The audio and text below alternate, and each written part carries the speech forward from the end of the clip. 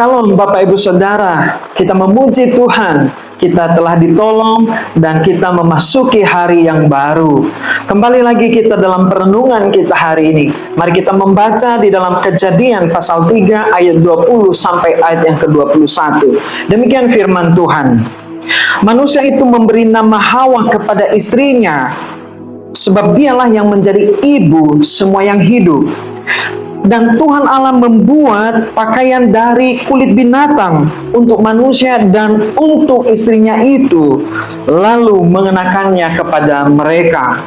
Judul perenungan kita hari ini adalah Pertobatan Adam dan Warisan Iman bagi Keluarga Kristen. Setelah kejatuhan dalam dosa, Adam dan istrinya awalnya sembunyi dari hadapan Allah karena rasa malu. Dan kita tahu penghukuman pun diberikan. Namun Allah tidak berhenti pada penghukuman. Allah sendiri memberi kabar baik, yaitu tentang janji keturunan perempuan dalam Kejadian 3 ayat 15 yang akan meremukan kepala keturunan ular. Itulah berita Injil yang pertama dalam Alkitab, menjadi titik terang penyediaan jalan keselamatan dari Allah kepada manusia.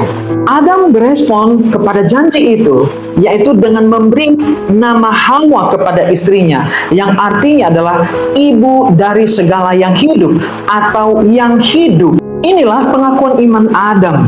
Adam akhirnya menyadari bahwa kematian adalah konsekuensi daripada dosa. Namun oleh janji Tuhan, dia memiliki pengharapan akan hidup. Nama Hawa mencerminkan keyakinan pada Allah bahwa Allah akan memulihkan hidup melalui keturunan yang dijanjikan. Allah juga membuat pakaian dari kulit binatang dalam Kejadian 3 ayat 21 yang merupakan simbol pengorbanan pertama yang menunjuk pada penebusan oleh darah Kristus. Bagi Adam, ini adalah tanda kasih karunia dari Allah yang mengubah kutuk menjadi pengharapan. Kejadian pasal 5 selanjutnya mencatat keturunan daripada Adam. Pencatatan ini terlihat ringkas dan biasa saja. Namun siapa sangka pasal ini kaya akan cerita iman. Di dalamnya kita menemukan Henokh yang bergaul dengan Allah, dan ia tidak mengalami kematian tetapi ia diangkat oleh Allah sendiri. Kita juga menemukan pengharapan Lamekh yang memberikan nama kepada anaknya, yaitu Nuh.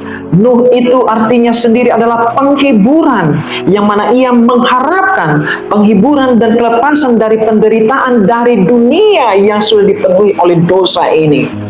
Jika kita menyelidiki arti nama keturunan Adam dari Set hingga kepada Nuh, semua nama mereka mencerminkan daripada iman dan pengharapan tentang adanya Sang Pembebas, yaitu keturunan perempuan yang dijanjikan. Itulah yang kemudian kita kenal dengan pengharapan akan Mesias, pengharapan mesianik. Sungguh ini menandakan bahwa Adam tidak berdiam diri. Ia tidak hanya menyesali dosanya, tetapi ia kemudian aktif sepanjang umurnya yang banyak itu untuk mengabarkan tentang kebenaran kepada keturunannya yang diteruskan lintas generasi.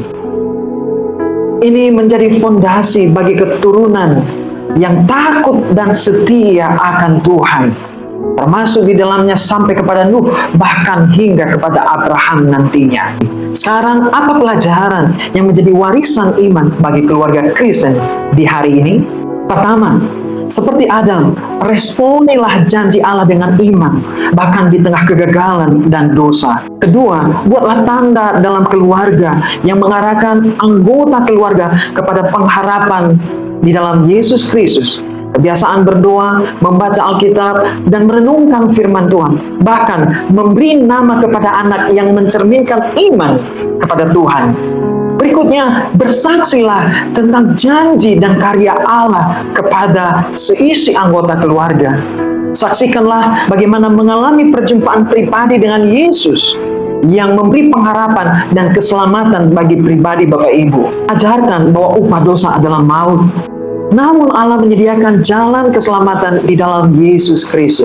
Dan pada akhirnya, mari setiap orang tua Kristen menjadi pengkhotbah dalam keluarga dengan menghidupkannya dalam keteladanan iman kepada Yesus Kristus di sepanjang umur kehidupan yang Tuhan karuniakan. Doa kita hari ini, kiranya rumah dan keluarga kita menjadi tempat di mana janji Allah dikenang dan iman diteruskan. Amin. Tuhan Yesus memberkati.